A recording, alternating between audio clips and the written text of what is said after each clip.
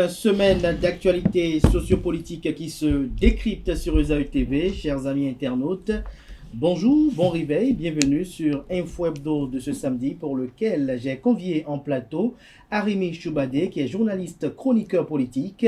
Il sera avec Georges Anagounou qui est socio-anthropologue, analyste politique. Avec eux, on essaiera de commenter les différentes rencontres et les communiqués rendus publics à l'issue des dites rencontres entre les leaders du cadre de concertation des partis politiques de l'opposition et les responsables des partis politiques de l'Union progressiste, le Renouveau et du Bloc républicain. Si le temps nous le permet, on fera quelques commentaires sur les bavures policières qui ont été réprimandées par le ministre de l'Intérieur et de la Sécurité publique Alassane Seydou, qui est monté au créneau et a mis en garde les policiers républicains indélicats. Chers amis internautes, avant de retrouver mes débatteurs pour le décryptage de ce matin, chers amis internautes, je vous invite à suivre cette capsule vidéo qui vous vante les mérites de l'École supérieure d'administration, d'économie, de journalisme et des métiers de l'audiovisuel ESAE. ESAE qui a ses campus dans la ville de Cotonou, d'Abomey-Calavi et de Parakou.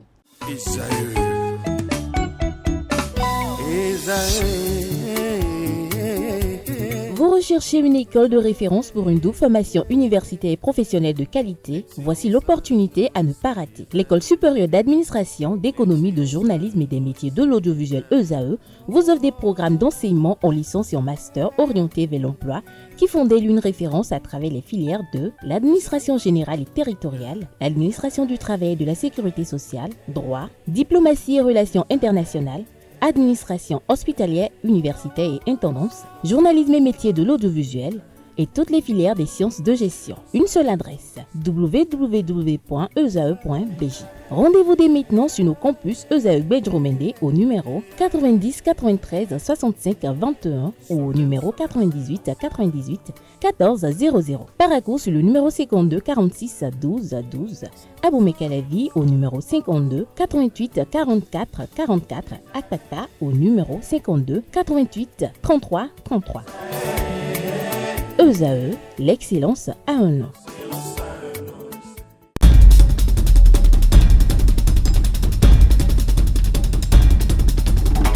Le décryptage du jour, comme je l'ai annoncé dans le sommaire de cette émission, Arimi Choubadé, bonjour.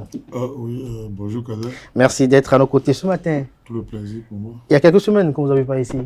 Parce qu'on ne m'a pas invité. Oh, vous n'étiez pas disponible.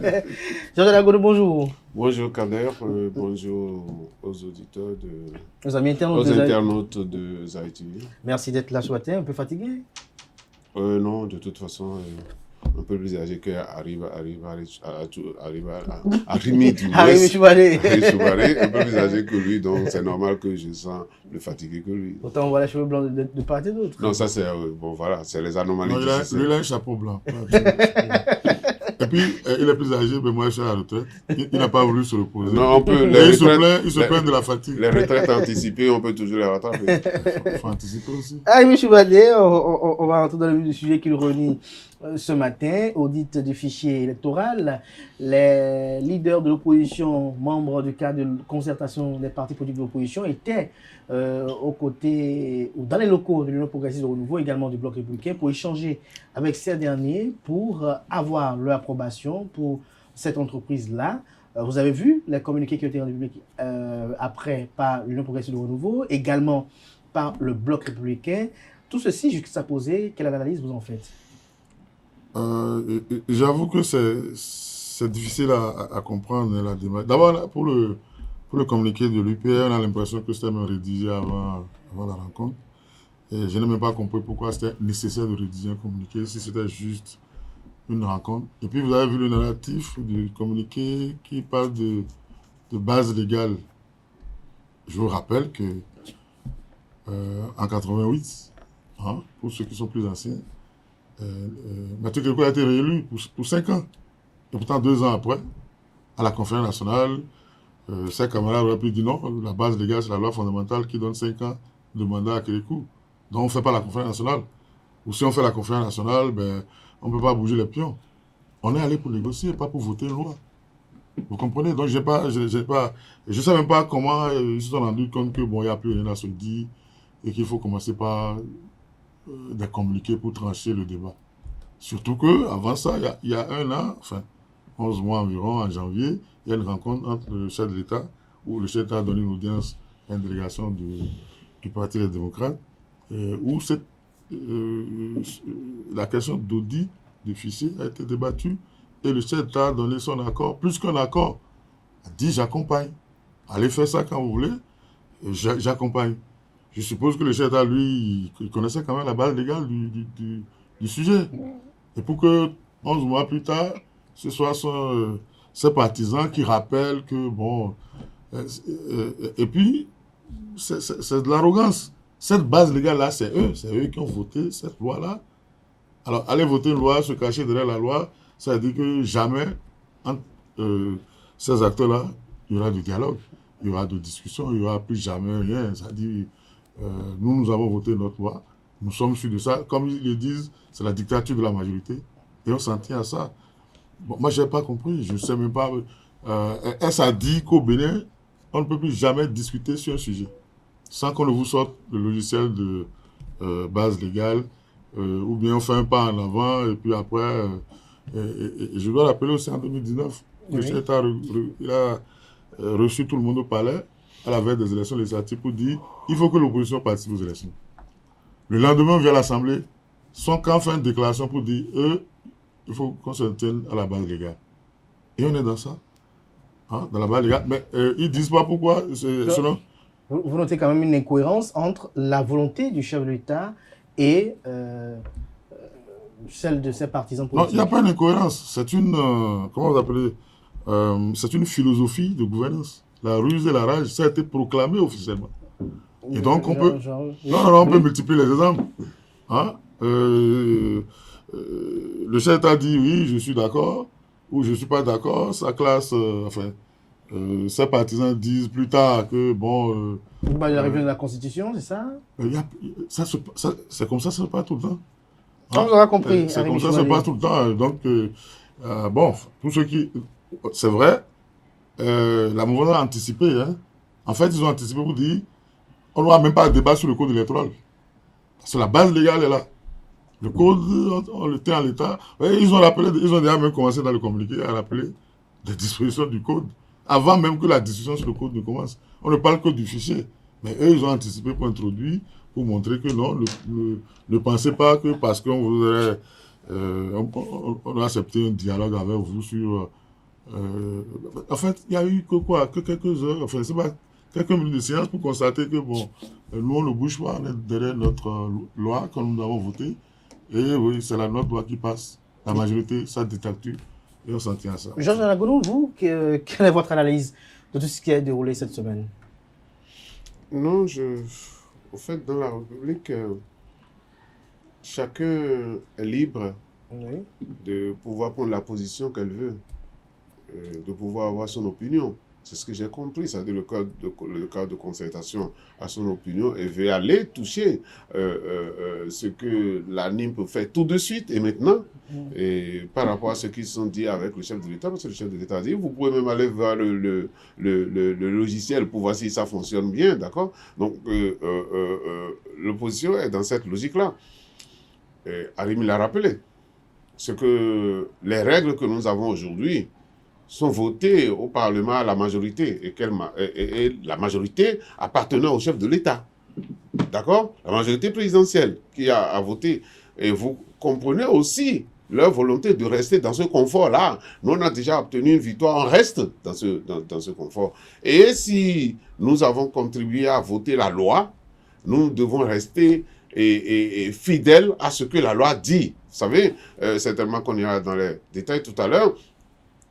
Et ce qui est notoire et qu'il faut marquer, c'est, et peut-être que c'est comme ça en politique, personne ne fait confiance à personne en politique. Parce que moi, quand j'ai regardé le communiqué de UPR d'abord, et puis il y a eu le communiqué de BR. Et dans ça, j'ai lu qu'eux sont allés plus loin. J'ai entendu, on a dit, il y a une idée cachée derrière la volonté de cadre de concertation, c'est d'aller réviser le code électoral.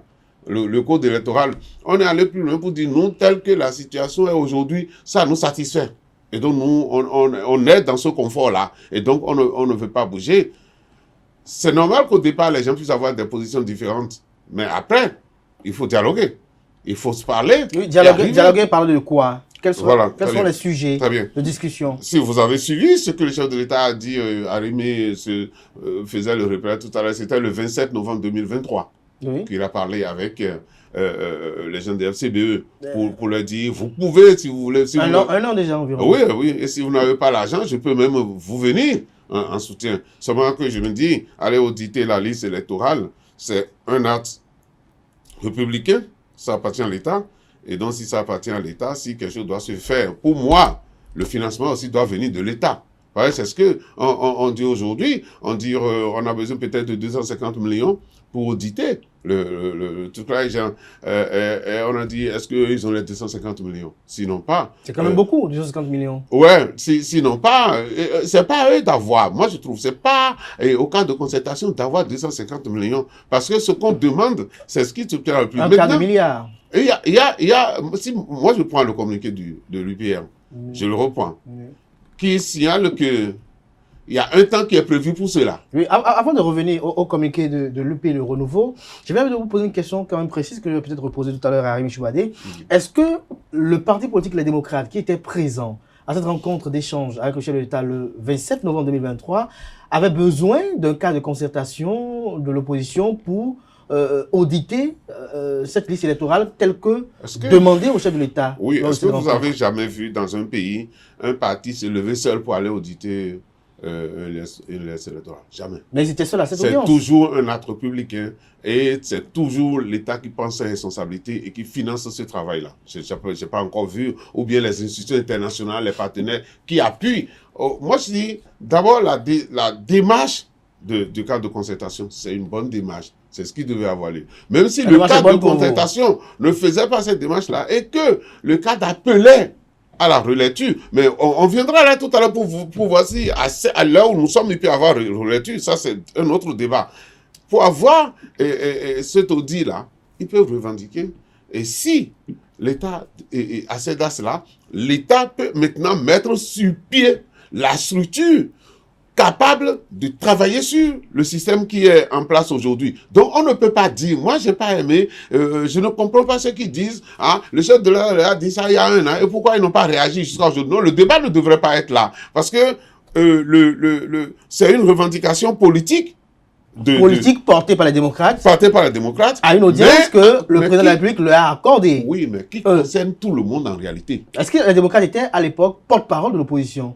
Non, les démocrates étaient porte-parole de... C'est une audience que le chef de l'État a accordée aux démocrates. Oui. D'accord? Le chef de l'État peut accorder cette audience-là aussi à Moël Béné. Et si la question, le problème posé par Moël Béné concerne tout le monde, eh bien l'État prend le relais en ce moment-là et organise la chose. Donc, c'est une mauvaise question de dire, ça fait depuis un an qu'on vous a donné, pour préparer un exercice pareil, il faut plus d'un an d'ailleurs. Et pour le faire, les démocrates, je pense, ont compris qu'on n'a pas besoin de faire ça seul. Il faut que nous puissions nous entendre, toute la classe politique. Encore que l'État pourrait prendre la décision de convoquer toute la classe présidentielle et la classe politique et de mettre en place une structure qui permet de faire le travail. Je reviens dans un instant, Georges Anagonou. Arimi Choubadé, même question. Pourquoi le parti politique Les Démocrates a voulu associer d'autres formations politiques à la satisfaction de cette requête qui a été déjà accordée par le chef de l'État lors de cette rencontre du 27 novembre 2023? Non, moi, je peux pas répondre à leur place. C'est vrai que le débat politique, il est ce qu'il est aujourd'hui. Il est vicié, selon vous? Non, il est pauvre. Et nos impôts rentrent dans cette histoire-là, dans cette comédie d'État. Je ne vois pas, moi, je ne vois pas comment on appelle-t-on, l'importance de ce débat autour de fichiers.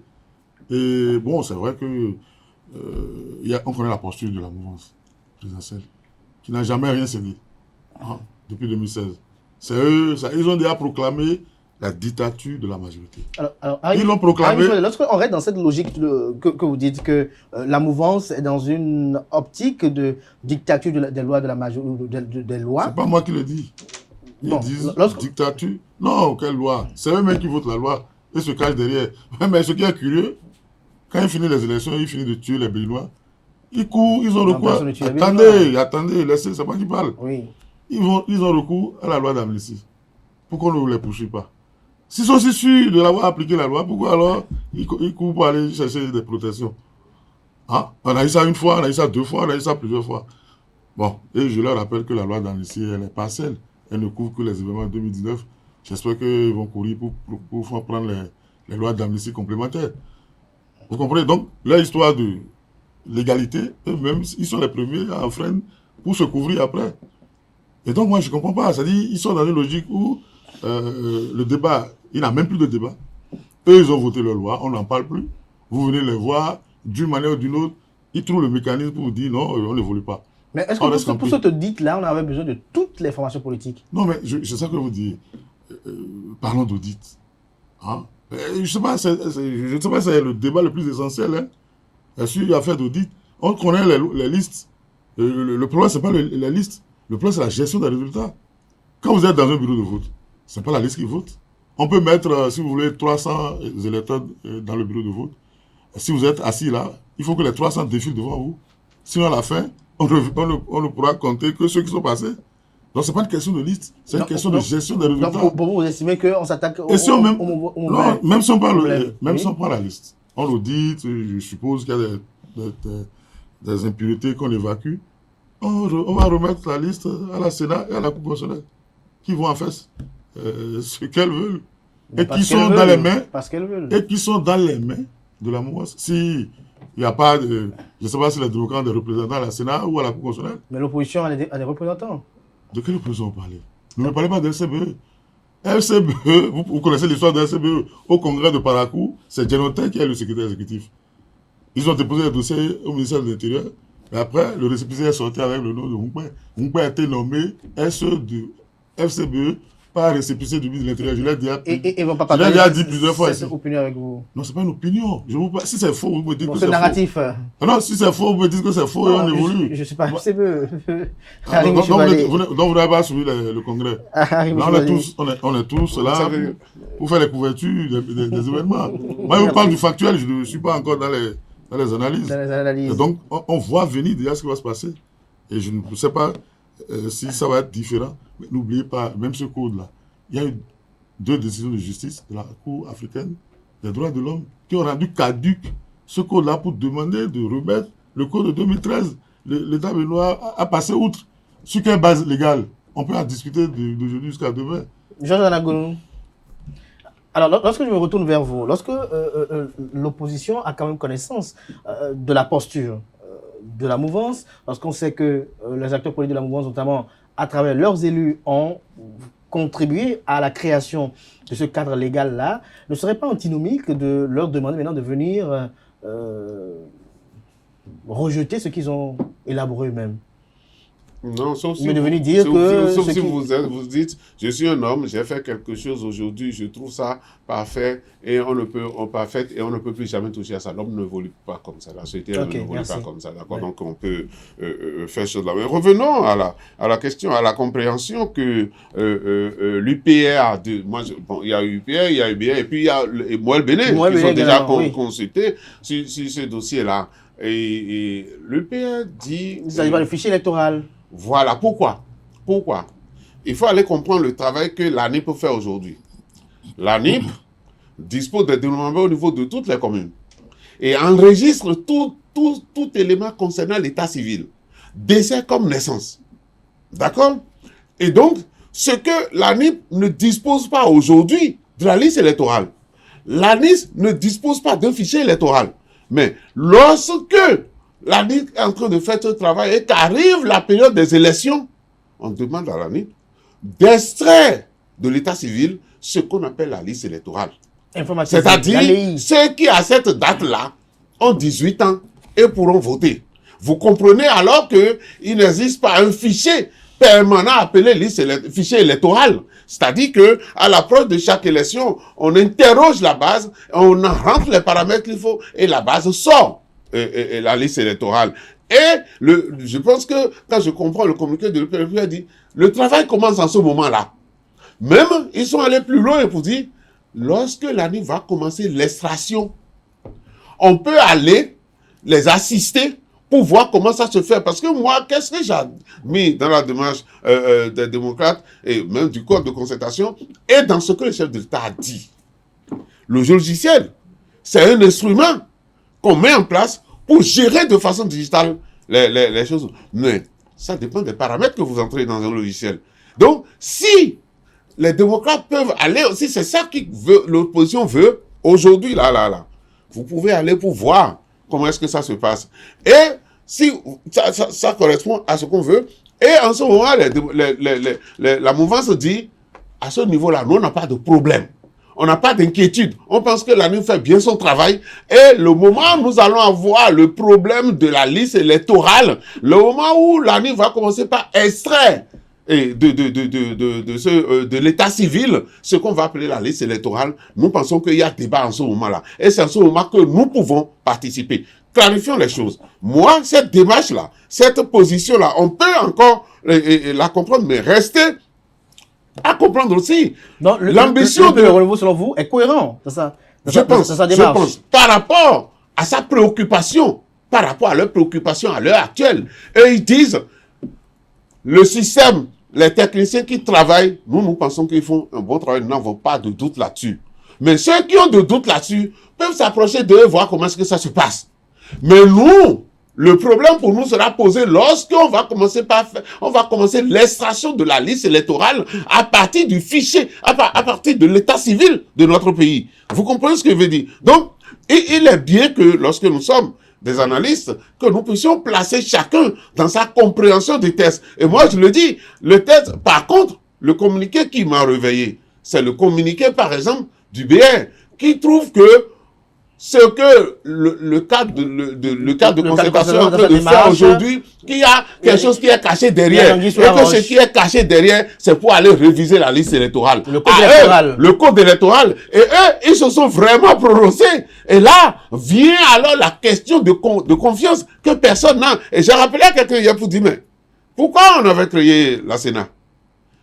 La Sénat a été créée parce que les partis politiques ne font pas confiance les uns aux autres. Et on a dit, bon, on crée la Sénat pour que chacun d'entre nous soit présent au moment de l'élaboration de la liste, au moment de l'appuyement de la liste, pour que nous puissions un peu faire confiance à la liste électorale. Cette fois-ci, ce travail, on a dit 180 jours avant les élections, il faudrait qu'on puisse transmettre à la Sénat ou choses là, à l'avance, ou 3 mois à l'avance pour transmettre. Et on dit, en ce moment-là, on peut afficher la liste électorale et on peut commencer l'appuyement. Autrement dit, la liste électorale n'existe qu'à partir du moment où l'ANIV va extraire ceux qui ont 18 ans pour pouvoir aller voter et va déposer. En ce moment-là, nous tous, on peut aller vérifier. Cette démarche, je la comprends. La démarche aussi de Noël Béné qui dit, tout ce qui peut conduire à une élection transparente, nous sommes preneurs. Je reviens par rapport à Moël Bénin d'un instant à l'autre.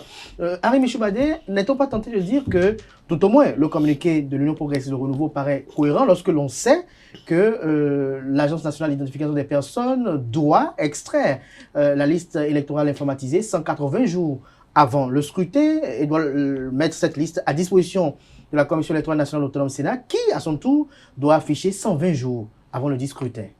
Non, je ne sais pas si l'objectif des membres du LD, c'est aller... Non, du cas de concertation. Non, enfin... C'est quoi pour vous? Il n'y a pas de cas de concertation? C'est à vous, non, faites attention. Eux, ils parlent de base légale. Le cas de concertation, ce n'est pas une loi. On reste dans la logique de la mouvance, parce qu'en fait, c'est ça, il faut comprendre. Ce sont eux qui ont voté la loi. C'est eux qui ont fait, et tout ce qu'ils disent dans leur communiqué là, ce sont eux qui ont fait. Donc, c'est comme si pour eux, c'est une simple d'explication de leur loi qu'ils ont votée. Eux, ils sont dans cette logique-là. Ils ne sont pas dans la logique de comprendre quelqu'un ou de comprendre un autre ou de sortir d'une crise. Ce n'est pas ça la logique. La logique, c'est qu'ils sont dans la dictature de la majorité. Ils ont voté les lois. Qu'est-ce que UPA dit en dehors de ce qui est dans la loi? Et qui a voté la loi? C'est la UPA qui a voté sa loi et qui décline ça. Il vous dit que le communiqué, on a même l'impression que c'est déjà rédigé avant la loi. Donc, il n'y a pas une volonté de négociation. Et je vous ai rappelé l'exemple. C'est comme la transition qui a fait que le président Soglo a pu faire 1 an de Premier ministre. Ce n'est pas dans une loi. La conférence nationale n'était pas une assemblée constituante ou une assemblée législative. Et pourtant, on Mais l'a à partir appliqué. du moment où le chef de l'État et le président Kérékou alors avait dit la conférence, elle est souveraine. C'est vrai que c'est pas une constituante, mais elle avait le pouvoir de décider de ce que doit être l'avenir de la République. Voilà. Mais vous voulez même de vous contrôler vous-même. C'est-à-dire La parole du chef de l'État en novembre 2023, ça veut dire qu'on peut faire entendre la loi. Moi, je reste Oui, on peut attaché à faire- ça aujourd'hui. Bon, on peut faire entendre la loi. Si on reste dans sa logique, c'est que la parole du chef de l'État vaut loi il y a un an. Et pourquoi un an après La parole de Je la vous en conférence prie. nationale, c'est ça la parole du chef de Alors, l'État. Je vous on en va prie. s'écouter, oui. Je vous en prie. Le jour où on a chanté l'hymne Arrête, national à monsieur, la conférence, à la ce jour-là, la parole. conférence a pris le Merci. tour. Donc, si nous Jean-Jacques chantons l'hymne Abou. national ici Oui. maintenant, nous allons faire. Oh, ouais, arrivé, tourne à la dérision. Non, mais c'est ce que vous êtes en train de faire. C'est ce que la mouvance est en train de faire des opposants. Ils sont venus vous voir pour un débat. Avant même de conclure les choses-là, les communications qu'on va Mais est-ce que quelque part, Euh. le timing n'a pas été mal choisi? Le timing de cette tournée d'échange. Non, mais je ne sais pas quand est-ce qu'on va se parler un jour. Je me demande. Il y a un camp qui est dans une Ils posture. se sont parlé là quand ils se sont rencontrés. Il y a un camp qui est dans une posture. Hein, ils ont gagné, ils sont forts. Et bon, parlons de la loi. Parlons du code électoral. Le code électoral, le premier code électoral a été élaboré en 2013, de façon consensuelle. Et c'est ça qui a permis à la minorité de faire, comment vous appelez, 42-43 en 2015 pour l'élection du président de l'Assemblée nationale. S'il n'y avait pas eu ce code-là, les opposants d'alors ne pouvaient pas venir à l'Assemblée jusqu'à prendre le perchoir. Et jusqu'à prendre la présidence de la République un an plus tard. Mais dès qu'ils sont installés, ils ont fait ce code que vous avez vu là. Attendez, ils ont fait ce code que vous avez vu là, unilatéralement, sans rien prendre de ce que les autres pouvaient. Il y a eu des débats au Parlement. Si vous voulez, je vais vous rappeler la genèse de comment on est arrivé. Non, Attendez, non, c'est Oui. ça le problème. On a dit tout peuple qui oublie son passé se condamne à le revivre. Nous sommes en train de revivre. Est-ce que depuis 2011, est-ce qu'on n'a plus jamais parlé de fichier électoral? On n'a plus jamais parlé de fichier électoral pour l'élection depuis 2011. Parce qu'en 2013, entre-temps, c'est vrai, il n'y a pas de dialogue formel, mais les partenaires sont entrés dedans. Quand il y a eu les événements de 2011, on a vu des délégations de la francophonie, de l'Union européenne, de PNUD, et tout ça a débarqué pour essayer de faire en sorte qu'on s'en... Et puis même l'audit. La loi, la code électoral de 2013 avait prévu déjà un audit presque automatique à travers le COSLEPI qu'on installait chaque année. Et que eux, unilatéralement supprimé. Il y avait le CNT qu'on avait installé dans l'ancien code. Vous avez oublié tout ça. C'était estimé que certains organismes Mais c'est étaient obligés de... mais c'est ça que je vous dis, c'est de façon l'audit, ça va être... On a parlé de millions, non? De centaines de millions pour réaliser l'audit. Alors qu'est-ce qu'on veut? On veut la paix ou on veut faire des économies? On sait là, on fait des économies. Je ne veux pas vous parler des gaspillages qu'on a fait avec nos impôts ces dernières années. Et maintenant, pour sécuriser un vote, pour mettre la classe politique en confiance, on va estimer que... Donc, ils ont unilatéralement rompu, ils ont déstructuré tout le processus pour qu'aujourd'hui, on parte de crise en crise. Vous savez, moi, je vais vous dire une chose, je ne suis pas dans une organisation, hein. Je parle du factuel. Ce que moi, Arim Choubalé, je constate. Je ne vais pas me réunir avec des amis pour échanger des idées, je ne suis pas représentant d'un camp.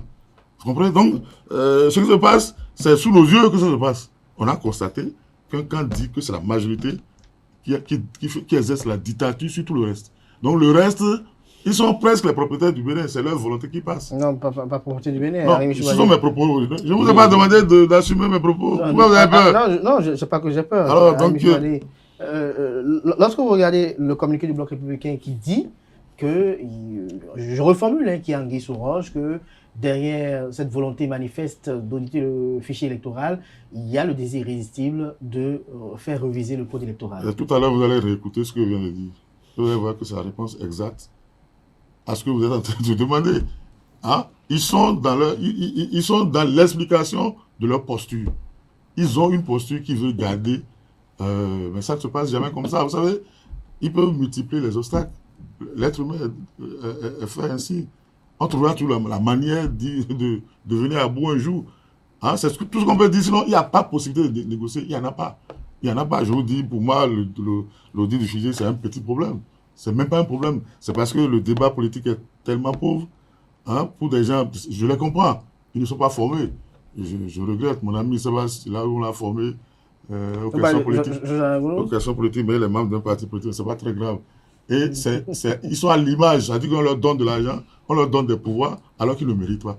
Et nous avons vu, cette classe politique n'est pas capable de régler les défis de l'heure. Nous ne sommes pas dans les histoires il y a des problèmes qui sont beaucoup plus importants que le problème d'audit aujourd'hui au Bénin.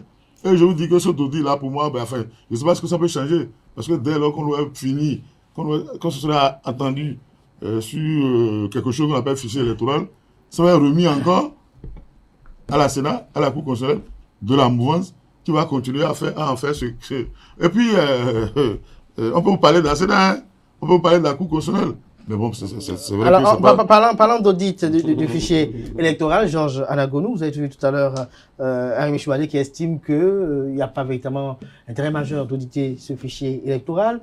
Mais lorsqu'on se rappelle que au sein des démocrates, il y avait eu des leaders politiques, donc dont le président Éric Mouneté, qui, en 2023, avait eu à participer à une délégation, notamment mise sur pied dans le temps, pour auditer également ce fichier électoral. Est-ce que vous trouvez légitime que les démocrates continuent de nourrir encore des inquiétudes au sujet? Oh non, arrêtez.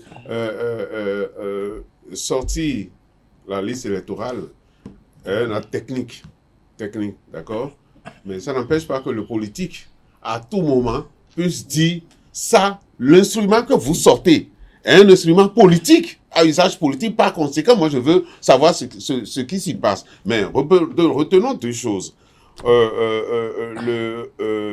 L'UPR, dans leur communiqué, si nous le faisons et nous lisons à tête reposée, ils disent, lorsque le moment prévu par la Constitution, prévu par la loi, pour... La loi qu'il a votée.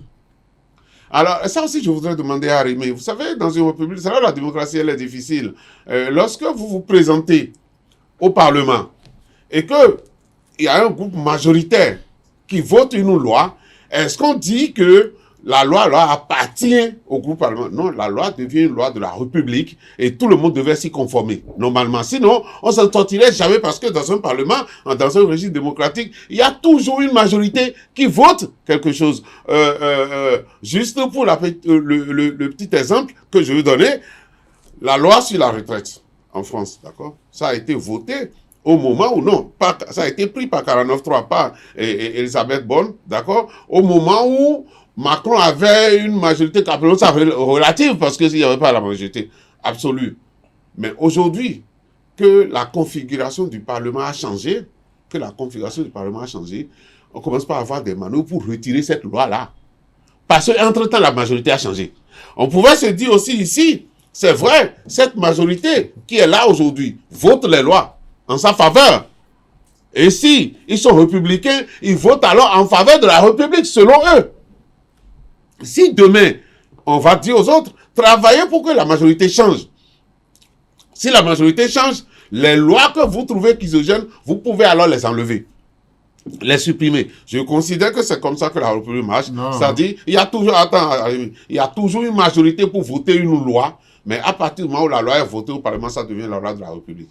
Donc, dire que c'est eux qui ont voté et c'est leur loi, que ça leur appartient, ça leur permet de faire la dictature, je pense que c'est pas... de la poursuite de l'Union progressiste. Donc, l'Union progressiste de la République, l'Union progressiste, le renouveau de la République, dit que, à l'heure actuelle, c'est là où moi j'ai essayé de le comprendre alors, à l'heure actuelle, il n'existe pas, et selon même le nouveau test, il n'existe pas de fichier électoral qui soit un fichier permanent, qui soit là, et à tout moment on s'en va l'auditer. Mais que ce que les tests prévoient aujourd'hui, à la suite du travail de la NIP, comme vous l'avez dit tout à l'heure, à 180 jours, c'est en ce moment qu'on va sortir ce qu'on appelle la liste électorale. C'est ce qui mérite d'être audité.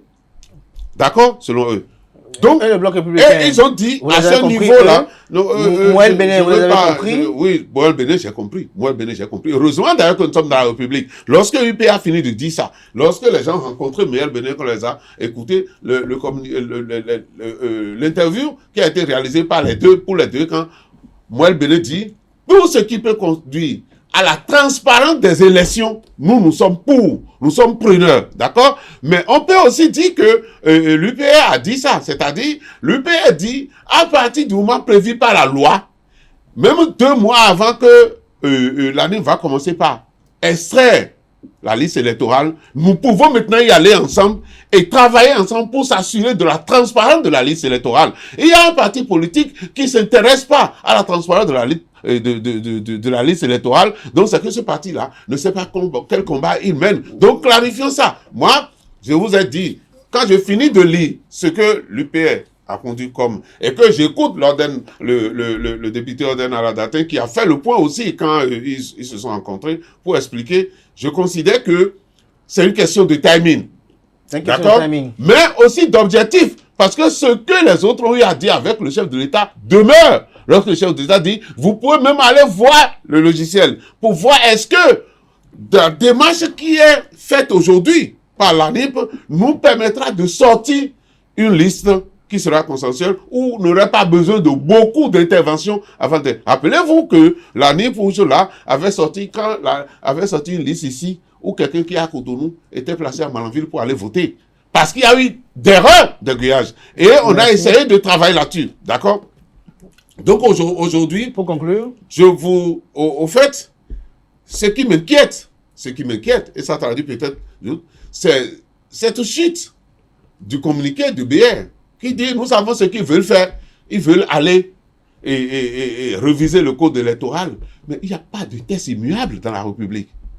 Pour moi, il n'y a pas de test immuable dans la République. On peut travailler les tests tout le temps. Quelqu'un qui me dit le code tel qu'il est aujourd'hui, on n'a pas encore expérimenté, on ne peut pas. Je ne sais pas de quelle gouverne, de quelle obédience juridique est cette personne-là. Mais je dis, un test que nous avons, qui doit régir notre société, qui doit régir les élections. Si nous voyons que ce test-là contient, nous l'avons voté, c'est vrai, mais contient des éléments qui peuvent perturber les élections demain, moi je préfère qu'il vaut mieux s'asseoir aujourd'hui, revoir ces tests-là et enlever. Ça, c'est ma posture. Pour vous, il y a des éléments qui peuvent perturber la quiétude en 2026?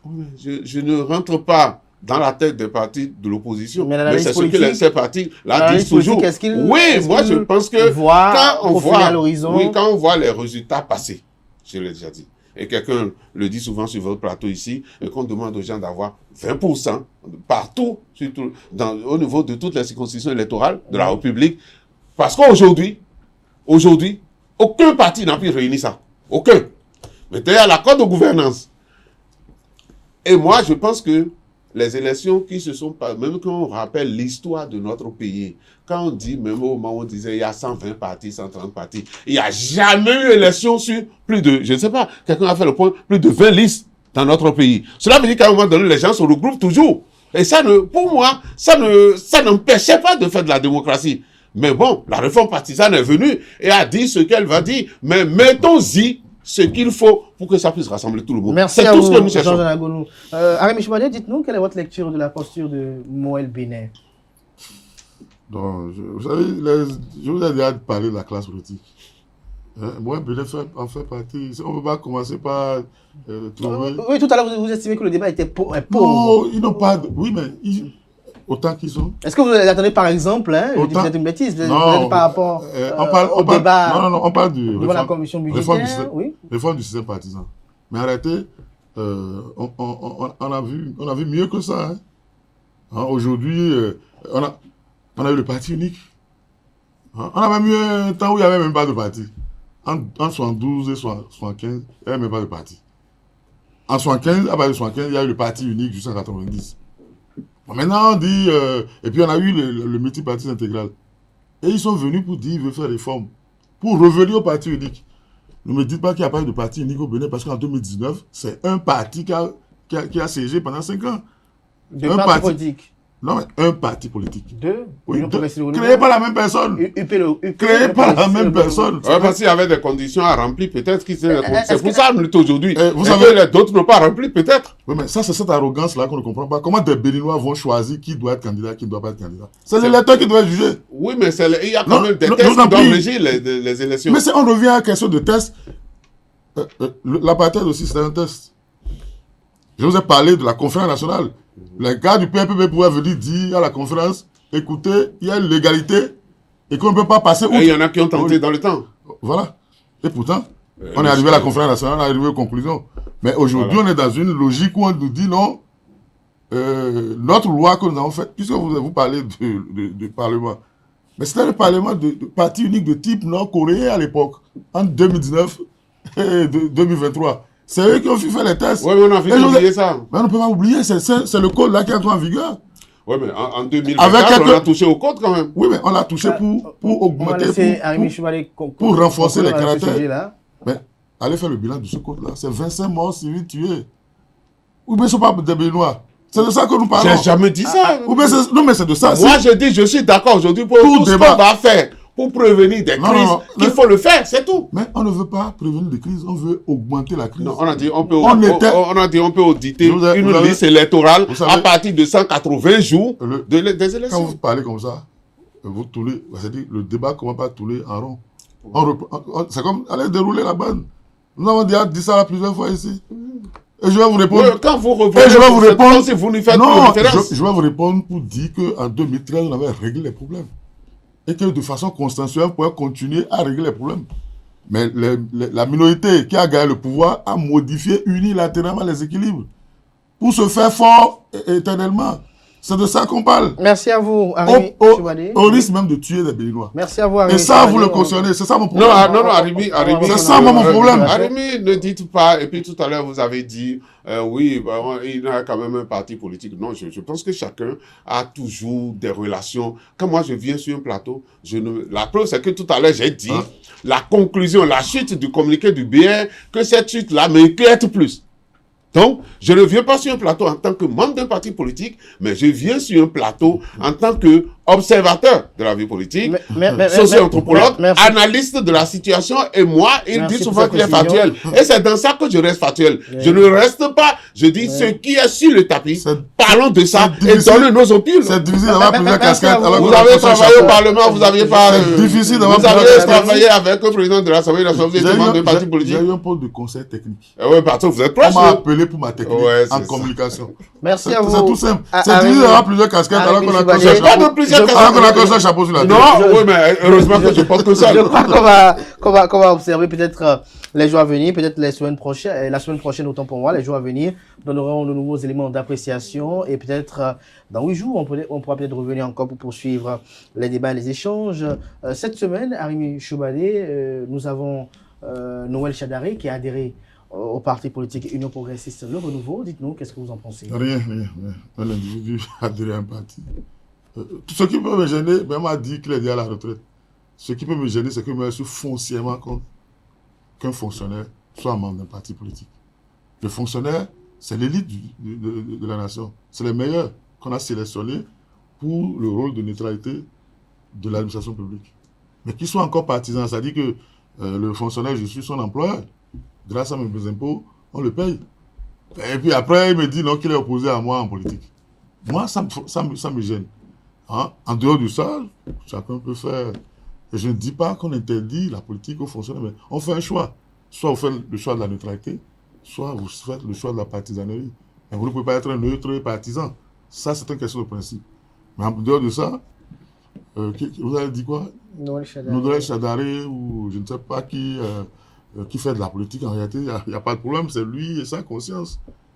En dehors de ça, il crée de tort, en principe, à personne, peut-être à ses camarades, s'ils estiment que, bon, il les a trahis. Enfin, là, il faudrait remonter à leur contrat initial. Sinon, je ne vois pas comment on peut... Enfin, pour moi, il n'y a pas de débat. Hein, il peut faire ce qu'il veut, il peut... on a vu un président président de cour constitutionnelle, du jour au lendemain, devenir... président d'un parti politique dans ce pays. Ah, donc, ce n'est pas le plus spectaculaire ni le plus extraordinaire. Merci. Donc, pour moi, non pas que je le méprise, je suppose qu'il a été secrétaire général. Il a une brillante carrière. D'une centrale. Hein, ça la veut cause dire minière. Voilà, ça dit quand même qu'il doit avoir des qualités et tout, qui à un moment donné lui ont permis d'occuper ça. Et aujourd'hui, il décide d'aller faire de la politique. Hein. Peut-être qu'il le faisait avant. Il a décidé de le faire ouvertement. Pour moi, il n'y a pas de débat. Merci à vous, Arimi Choubadé, pour votre commentaire. Jean-Jean Agounou, sur la même question. En fait, rien de nouveau sous le soleil, parce que les syndicats même sont parfois plus proches d'un parti que d'un autre.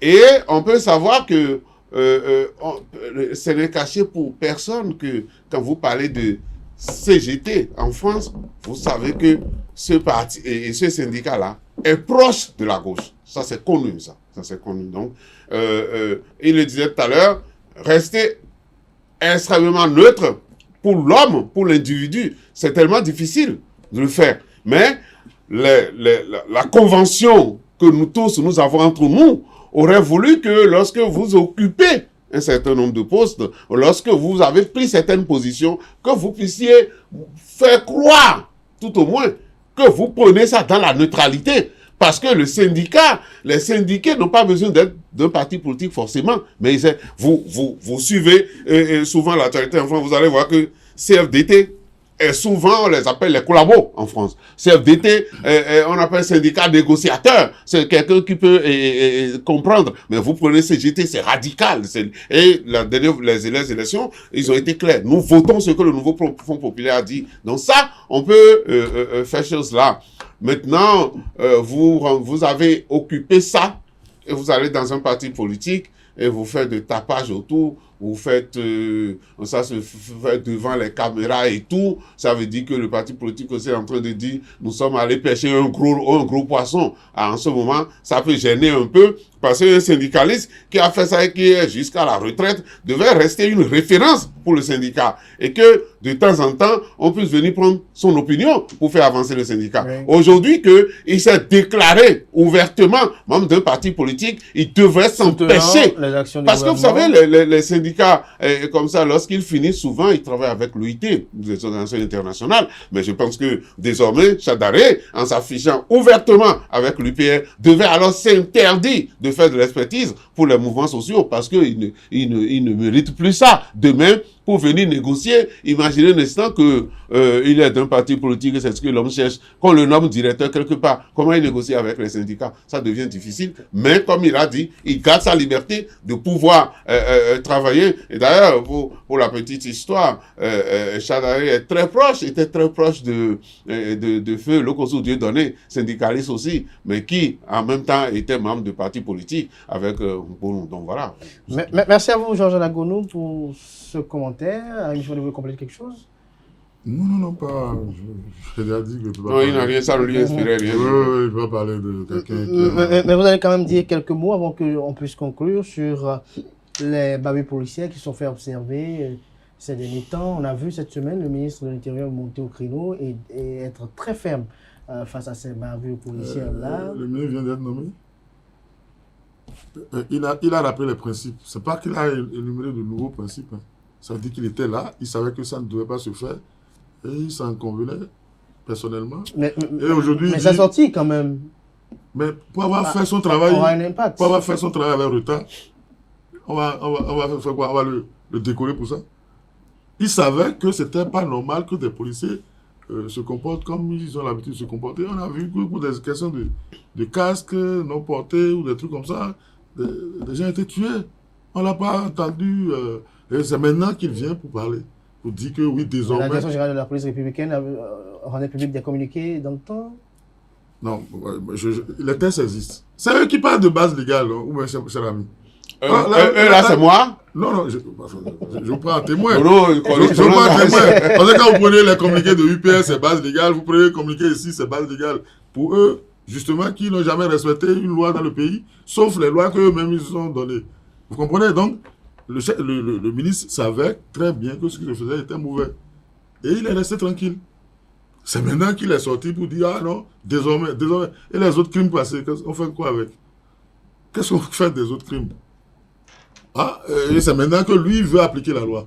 Donc, quand on est ministre, il y a une période où on est lucide, une période où, on peut laisser faire ce qu'on fait. C'était triste. Cette sortie-là était triste. Moi, je pensais qu'il allait venir pour dire, oui, voilà, la loi a été appliquée, voici les résultats. Et même, on est remonté très loin, parce que la loi a été votée, cette loi-là dont il parle, existait depuis très longtemps. Et donc, pouvait être appliquée à tous les cas qui ont été décriés depuis longtemps. Et on le voit, c'est maintenant, il sort pour dire désormais, ça dit que bon, on laisse passer ce qui s'est passé. Et puis bon, mais désormais, on sera regardant. je vous dis, la classe politique au Bénin, elle est pauvre intellectuellement. Le dit ne veut pas dire qu'ils n'ont pas de diplôme. Hein. C'est de grands diplômés, chacun dans son domaine. Mais en matière politique, il y a un gros problème. Le problème, je le dis toujours ici, un problème de formation. Et quand on dit formation, c'est pas qu'on va amener des extraterrestres pour le faire de la formation. La disponibilité est parmi eux-mêmes. Hein, ça dit que chacun individuellement, il est bon, mais on ne peut pas les mettre ensemble. Et nous avons des problèmes qui n'ont pas de solution. Et c'est ça, les policiers tués, il n'y avait pas de solution. Alors que la solution était là. Il a fallu que le ministre aujourd'hui se réveille. Je ne dirais pas qu'il doit mettre, mais enfin. Merci à vous, Arimi Ichoubadé. On parle. Je voudrais rappeler aux auditeurs, aux amis internautes, que parler de la manière dont Arimi est en train de parler, c'est peut-être ne pas reconnaître l'effort des gens. Vous vous rappelez, lorsqu'il y avait bavure par rapport au port de casque, je pense que les policiers sont en prison aujourd'hui. On a appliqué les tests. Tout à fait. Mais seulement lorsque vous êtes responsable et que vous avez fixé des règles. Non, ce que vous dites là, ce n'est pas très juste. Ce qui s'est passé à Manan. Vous n'avez pas eu des cas. Ça dit qu'on choisit.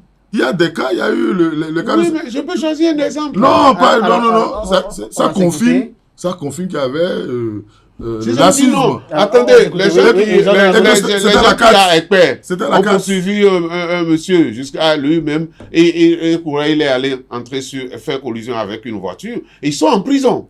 D'accord? Donc, on ne va pas étaler les tests ici. Seulement, je voudrais dire la posture du ministre, la justifier. C'est-à-dire, ne pas la justifier. Dire ce que j'en comprends.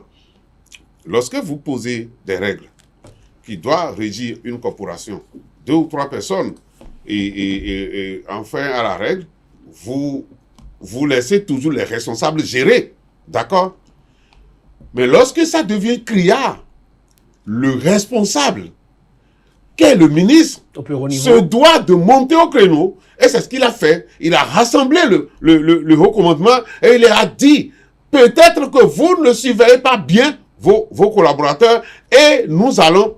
Il n'a pas créé de nouvelles lois aujourd'hui, mais il a rappelé et il a dit, la personne qui a mis aux arrêts, parce que prenons ce qui s'est passé cette fois-ci, c'est vrai. La sanction maximale, les morts, c'est mort, bavure, c'est bavure, d'accord? Mais ce qui s'est passé à Parakou, c'est encore plus grave. Parce que lorsqu'on a voulu simuler quelque chose, quand on sait que ce qui paraît, c'est avec eux, dans leurs mains, que l'individu est décédé. Et déjà, il faut reconnaître quand même cette entité de la police républicaine. On aurait pu étouffer l'affaire. Non, je pense que lorsqu'on est allé retrouver le cadavre, là où on l'a retrouvé, ça a posé des questions. Et il paraît que c'est ceux qui étaient témoins ou bien celui qui l'a remorqué ou quelqu'un vu, qui ont dit, ah non, c'est pas comme ça que ça s'est passé. Pour qu'on revienne, quelle est l'intention d'aller le déposer là où on l'a découvert? On ne devrait pas le déposer. Si les enquêtes montrent demain que c'est bavure policière et que c'est devant eux que ça s'est passé, ils devaient normalement l'amener à l'hôpital et même l'amener à la morgue et arrêter les gens. Donc le ministre ne peut pas rester, la République d'ailleurs ne peut pas rester bras croisés devant ça. Moi je vous dis, là où est difficile le travail de ceux-là.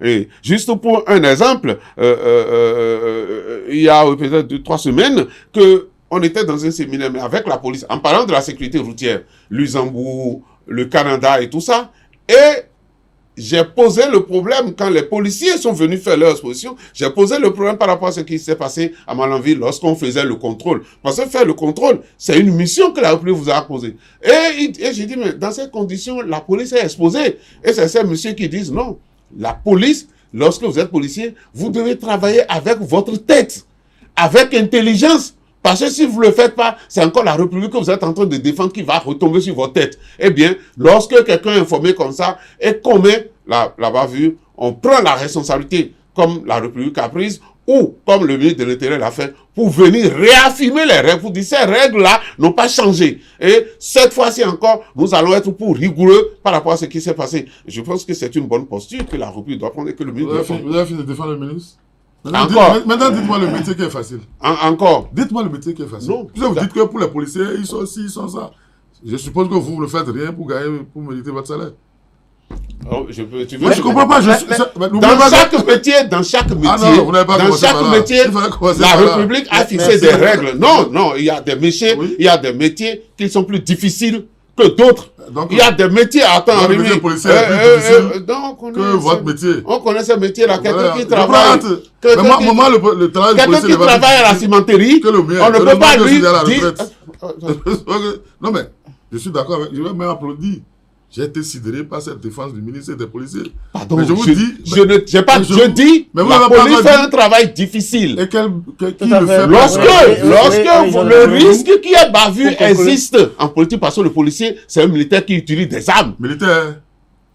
Il est paramilitaire, oui ou non? Ah, je ne sais pas si militaire veut dire paramilitaire. Ça vous avez posé la question.